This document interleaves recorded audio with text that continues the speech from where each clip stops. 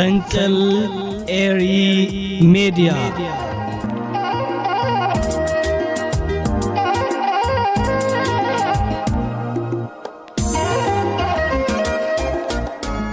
سلام تقاطعتي مدبات فنقل إير ميديا كميت حادرو نلومسوني تشاعة لكاتيت بقدام ويتعست مدبات قريبا لخو نمكتالكم بخبري عدم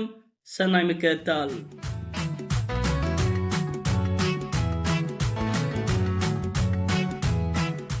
كورا تقاطعتي بتي قدام وين ريا قداس زعبامس إن فيلم سرعة بالتقنان مكلقال نايت هاجرن نابدوبات إيرتران إثيوبيان أهي عدكنا تواراتن ناقع زي ركبالو سرعات بالتقنا قبل على إيرترا كينات كخفتي كابجبل دروك للتعامتات أو تيري ركب أبزك النياتن زحالة في سلسة معالتاتن زي كايد زلو عود عندراتات حدا قنيانتو إن عابي خيدالو تمالي منيستر قداتو تاي تيبيا ناب إيرترا تحيف وجركب زلو دبدابيتاتون بتوزار من قدي تاوعيتن أواجاتن كينات كويني زركب نجب بالتقنا قريبو زركب زلو كنز عينت تاوعيتاتن أبايتا زقبر زلو من كسقاساتن وتيتو انتاي كمسليو كاب كتم اسمران كمون ناشنال اير انترست اسفيرو مزركب زلو اجد داس ملختات بغطتانا باخم قبله دقيمه سناي مكتال ازعشل تغليلي حفرنيو بزا اقود حون كلبلب ايرترا تشرف الله يلا الخطار عمتشس حنكتيو تمالي شو منتلكاتي تكلتشن 26 بفيرما منستر قداتو تا ايتيوبيا نا منستر قداتو تا ايرترا زتلاك قلع دبدابي تحستو نتعذابي مرمى مينيرو تحسو دبدابي إيرترا سراويتا كابزات يتوتالي نعطقات تقبر دقف دو تبل بزعبا أفدق وحرقا أكن الزرارب عجو جويو سرعات بلتقنا فلماك فولت أزلو ويكا أكن الزخاخرو بعليو تقامت منغستي إيرترا يلو أراريو آبا ديسابا تانغوت تشبشب كبل تنحو سرعات بلتقنا بعلو أبسم رازا أمسلا كتماتات إثيوبيا بيت عفت الناغفتا عطقاتنا ململا براتن سنكن نعتقى نمنغستي إيرترا كقلبت لعلن تحتن زبالة سرعات بلتقنا أبغنو أبكنات تقراي كلنا دمنان رهاسنان ناقعنا زيك الشعب سيلو بدعريد أبكم جبوتن شيشلسن نتفاتنا شرخ زد عودي نيرو وطو سلبتا نايزقو جله فوليو سرعات بلتقنا حنساب درون عدكو زبنا وأطواركم مركنا بلا ودبن أفدق بحرن ناماتو كوغو بتعيلو نقوربابتو آمنا يتتنقق مكتال زتو بعليو نايزا أجندا قجلة تكبرات هوتتان مزرزارو منو معالتون زاخلي كونان ግን ነገሩ ይገርመካ ድናዕ ክብለካ ጸኒሑ በመሸንጎጋ ክጭልግሞ ምጀመርካ አውያት ናውያት ትሑስተ ደብዳቤ አጀንዳ ብልጽግና ምልክት ናይ መወዳእታ አምሪዩ ይጠፍእ ስለዘለውን መፋልምታ አጸቢዮ ክተፍ ዝቕስቅስ ውዲትዮ ስለዝኾነ እዚ ቁልዕ ደብዳቤ ምስ ምንቅስቃስ ሰራዊቱ አዛሚዱ ፈኒወሎ ኤርትራ ከም ወትሩ ኣብ ናይ ጭንጭራ ዓብደ ፆታታት ኣይክትዕደምን እያ እቲ ዘሎ ኩነታት ናይ ኢትዮጵያ ዕምሪ ዝጉጅለ ክሕትሮ ምዃኑ እውን ጥርጣረታት የብላን كبرات تقاطعتي إذا قداس الصحف أم ناشنال إير إنترست سفير زركب زلايو نابتك على أقداس زعبا كاب كتم أسمرا نزو قدا زملكت توهيب زركب زلو قبر ملسن أمتاتن كنسجر عبدانين چنكت النوتنا أمرون نديت بوليتيكا وتفشلنا سرعات بلتقنا انتهي مزازميو تهديدن فقران زحمرتو بوليتيكا قجلة بلتقنا بزي كاتز ملكو ناي تهديد فقرا سلتي حدش زعبا كمتيلكا كحسباي كالن أبزن زحلفا وحدات سامتات راي بلتقنا أبلع القرباب توخ قبرة تنحى ناي تحركهم ترمباتات كبابينا كربيش تنحنا لون هزتات إيرتران إثيوبيان بزمقان الساعة منافع قجت أبقلولا وكنبر مفرادو اتزعابي اكسارا خوينو أوشت مرحة بلتقنا سفين زلو ناي كبيش التسفاء التحساسوا أوشت إثيوبيان كبابيان كفوت رزق المقلبات نتنتنت بوليتيكا زبانا قلتو خوينو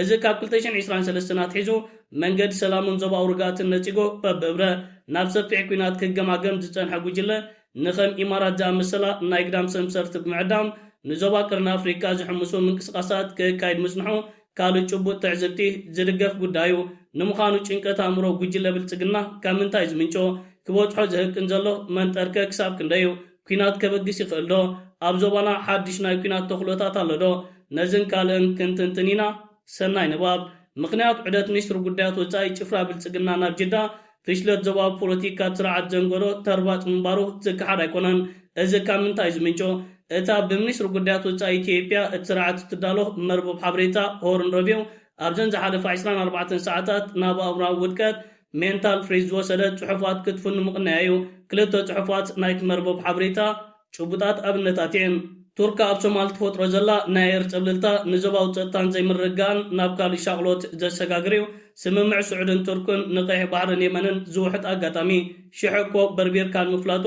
ኣሸጋሪ ኮይኑ እንተጸንሐ ኣብ መንጎ ኢማራትን ስዑድን ዘሎ ዝጸንሐ ምትፍናን ካብ ዝኾነ እዋን ንላዕሊ ግልጽ ኮይኑሎ እዘን ኣብ ቁጠባ ፖሊስታት ወፃኢ ጉዳያትን ፍልልይ እናርኣያ ዝመጻ ክልተ ዞባውያን ሓይልታት ኣብ ዞባ ቀርኒ ኣፍሪካ ዝርከባ ሃገራት ኣብ መሳርዕና ሰሊፈን ምስ ምጽንሐን ንሳተን ግጭት ኣብ ዝኣትዋሉ እዋን እተን ምስአን ተሰሊፈን ዝርከባ ሃገራት ናብ ግጭት ከኣትዋ ከም ዝኽእላ ንምግማት የጸግመን ኣብ ብልጽግና መጺኻ ክትዛረብ ብልጽግና ኣብ ግጭት ህዝብታት ክረብሕ ዝህቅን ዝወደቐ ስርዓት እዩ ብፍላይ ኣብ መንጎ ህዝብታት ኤርትራን ትግራይን ኣምሓራን ክፈጥሮ ዝሓሰበ ናይ ግጭት መጻወድያ ኣብዚ ሰዓት ብዜሮ ተራቢሑ ህዝብታት ንኣጀንዳ ናይ ዝምህሙን ስርዓት ፈሊጦሞ ይርከቡ እዚ ፍሽለት እምበር ብልጽግና ኣብ ናይ ተጋላብጦሽ ፖለቲካ ከንገርግራ ገዲድዎ ዘሎ እዚ ዛዕባ ውሽጣዊ ቅልውላው ኢትዮጵያ ንዞባዊ ጥምሕ ናይትን ኣኸደምታ ሓደጋ ይፈጥር ምህላው መራሕቲ ብልጽግና ብዝግባእ ዝርድእዎ ይመስሎ ከምቲ ክንዕዘቦ ዝጸናሕና ኣኸደምቲ ብልጽግና ብፍላይ ኢማራት ኣብ ግጭት ህዝብታት ዞባ ቀርኒ ኣፍሪካ ክረብሑ ዝህቁኑ ምስ ምዃኖም ዞባዊ ኩነታት ኣንጻር ረብሖም ክኸይድ ምስ ዝጅመር ንብልጽግና ኣብ ከቢድ ሻቅሎት ከእትዎ ንቡር ይኸውን እዚ እቲ ኣብ ሱዳን ሶማል የመን ሊብያን ንዕዘቦ ዘለና ተስፉ ፖለቲካዊ ኩነታት ክግለጽ ይከኣል እምበኣርከስ ኪዳን ስዑድን ግብፅን ቀጠርን ቱርክን ፓኪስታንን መልክዕና ሓዘ ይኸይድ ኣብ ዘለወሉ እዋን ስርዓት ብልጽግና ኣብ ነውፂ ከኣቱ ንቡር ምባል ይከኣል ኣብ ውሽጢ ናይ ክልተ መዓልቲ ፍልለይ ፕረዚደንት ቱርኪ ራሲብ ጣይብ ኤርዶጋን ኣብ ካይሮን ጅዳን ይተራዩ እዚ ምስቲ ኣብ መንጎ ቱርክን ግብፅን ቱርክን ስዑድን ዝጸንሐ ዘይቃዶ ዝምድናታት እቲ ዑደት ስሕበት ማዕከናት ዜና ዓለም ኮይኑሎ ጣይብ ኣብ ግብፅ ብዝሃቦ መብርሂ ቱርኪ ኣብ ጉዳይ ሓድነት ሶማል ዋጋ ዕዳጋ ከም ዘይትገብር ከፍልጥ ይፈቱ ድሕሪ ምባል እስራኤል ኣእዳዋ ካብ ሶማል ክትስሕብ ከም ዘለዋ ብትርእ ተሓሳሲቦ እዚ መርገጽ እዚ ብመራሕቲ ግብፅን ስዑድ ዓረብን እውን ሰፊሕ ተቐባልነት ረኺቡ ዘሎ እዩ ድሕሪ እቲ ዝነበረ ግብጃ ሚኒስትራት ምክልኻል ግብፅን ቱርክን ናይ 6 ዓመታት ሓባራዊ ስምምዕ ምክልኻል ፈሪሞም እዚ ማለት ኪዳን ቱርክን ግብፅን ስዑድን ቅርጽና ሓዘ ይኸይድ ኣሎ ድሕሪ እዚ ፕረዚደንት ራሲብ ጣይብ ኤርዶጋን ናብ ከተማ ጅዳ የምሪሑ እዚ ቦራስ ሰዓራት መሐመድ ቢን ሳልማን ዝተዳለወ ርክብ ኣብ ስትራቴጂካዊ ርክብ ቱርክን ስዑድን ነጥበ መቐይሮ ክበሃል ይከኣል ኣብ ትረከብ ክልቲኦም መራሕቲ ኣብ ጉዳያት ማእከላይ ምብራቅ ቀርኒ ኣፍሪካ ቀይሕ ባሕሪ ሱዳን ብፍሉይ ሶማል ብፍሉይ ዓሚቑን ምይጣ ካይዶም ብዘይካዚ ኣብ ጉዳይ ሶማሊላንድ ኣንጻር እስራኤል ሓበራዊ መርገፂ ክሕዙ ተሰማሚዖም ኪዳን ስዑዲ ግብፂ ቱርኪ ቀጠርን ፓኪስታንን ልክዕ ቅርፂ ሒዙ ክበቅዕ ክኢሉሎ ማዕረ ዝናይ ዝቁልጡፍ ዲፕሎማስያዊ ምንቅስቃስ ኣብ ኣቡዳቢ ዝካየድ ዘሎ ዋዕላ ወርልድ ጋቨርንማንስ ፎሩም መንግስቲ ኢማራት ንፕረዚደንት ሶማሊላንድ ዓዲሙ ምስ መራሕቲ እስራኤል ከም ዝዛተ ገይሩሎ ኣብቲ ዋዕላ ዝተረኽበ ፕረዚደንት ኢትዮጵያ ታዬ አጽቀሥላሴ ኣብ ዘስምዖ መደረ ብሰንኪ ምፍራስ ሓደ ቀጥራዊ ዓለምና ኣብ ስነ መጎት ሓይሊ ተገዚኣ ምስ ምህላው ሃገሩ ኣብ ሕጊ ዓመፅ ፍትሒ ከም እትረከብ ብምብራህ ኣብ ጉዳይ ቀይሕ ባሕሪ ዳግም ፍትሒ እንተዘይተገይሩ ፍትሒ ብሓይሊ ከም ዝመጽእ ኣፈራርዩ እዚ ዋዕላ እዚ ኢማራት ኣብ ክትፈጥሮ ትህቅን ዘላ ኪዳን ዳርጋ መልክዕ ዝሓዘ ክበሃል ይከኣል ኣብቲ ዋዕላ ፕረዚደንት ሶማሊላንድ ቺሮ ምስ ልኡኻት እስራኤል ተራኺቡ ዘቲሎ እምበኣርከስ እዝን ካልእን ኣብ ሚዛነት ኢኻ ዞባውን ዓለም ለኻውን ምዕባለታት ፍጥነት ብዝመልኦ መንገዲ ገላበጥ ኣብ ዘለወሉ እዋን ስርዓት ብልጽግና ኣብ ከቢድ ናይ ህላዊ ሕቶ ከኣቱ ዘደንቕ ኣይኮነን ዕብዳን ጭንቀት ነውቲ ኣእምሮ ንዴት ፖለቲካዊ ጥፍሽናን ስርዓት ብልጽግና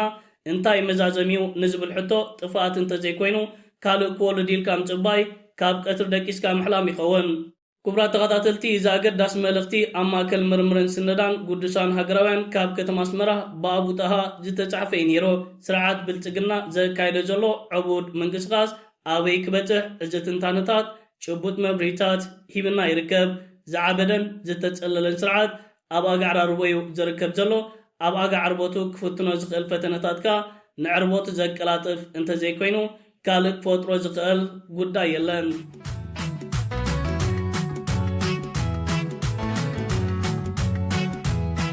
ክቡራት ተኸታተልቲ ናብቲ ካልኣይ ንሪኦ ኣገዳሲ ዛዕባ ምስ እንሰገር ስርዓት ብልጽግና ቅድሚ ምስ ኤርትራ ኩናትን ወራራትን ምክያዱ ኣብ ክልላት ኣምሓራን ኦሮሞን ዘካየድ ዘሎ ኩናት ንተቃወምቲ ሓይልታት ፋኖን ግንባር ሓርነት ኦሮሞን ንምድምሳስ ሰፊሕ ወፍሪ ጀሚሩ ይርከብ ኣሎ እዚ ዝሓለፈ 3 መዓልታት ጀሚሩ ዝርከብ ዘሎ ከምዚ ዓይነት ሓደገኛ ወፍሪ ኣብ ክልላት ኣምሓራን ኦሮሞን ብፍላይካ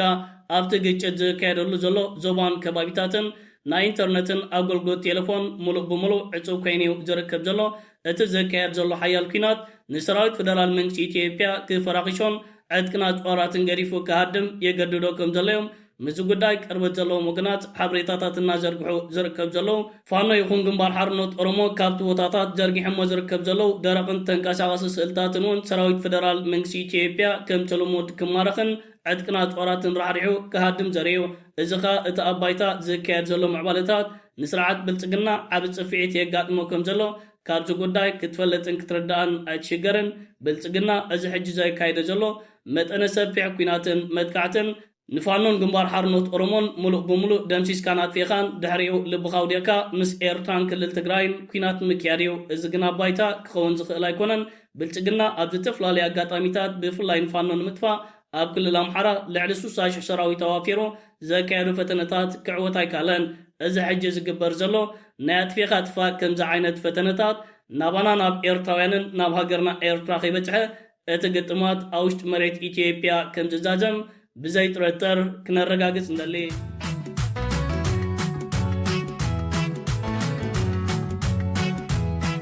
ክቡራ ተኸታተልቲ ናብ ሳልሳይ ናይ መወዳእታ ንሪኦ ዛዕባ ምስ እንሰግር ትማሊ ካብ ኢትዮጵያ ተዘርጊሑ ዝርከብ ዘሎ ቪድዮታት ንሱዳናውያን ክቐጥዑ እንከሎ ማሕበረሰብ ዓለም ኢትዮጵያ ካብ ዝተካየዱ ዘላ ተግባራት ደው ክተብል ፃውዒታትን ጸቕጥን ኣብ ልዕሊ ዝሃገር ሓይሊ ይርከብ ኣሎ ብመንገዲ ሶማሊላንድ ቢሉ ናብ ውሽጢ መሬት ኢትዮጵያ ዝኣተወ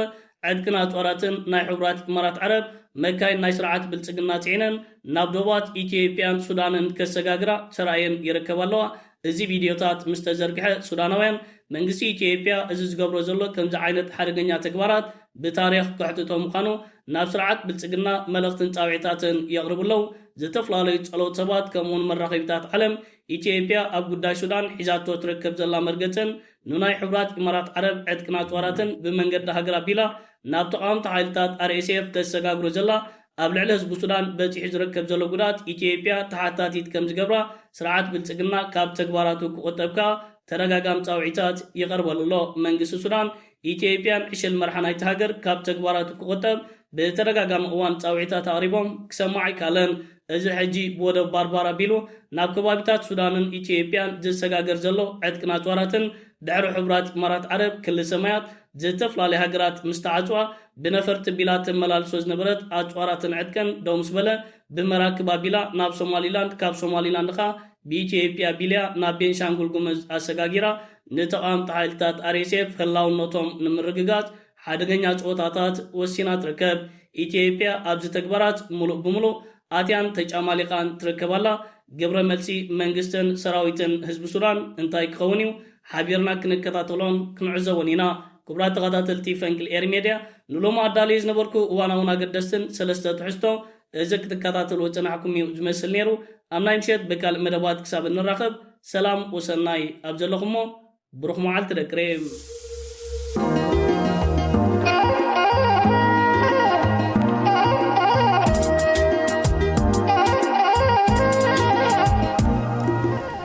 ፈንቅል ኤሪ ሚድያ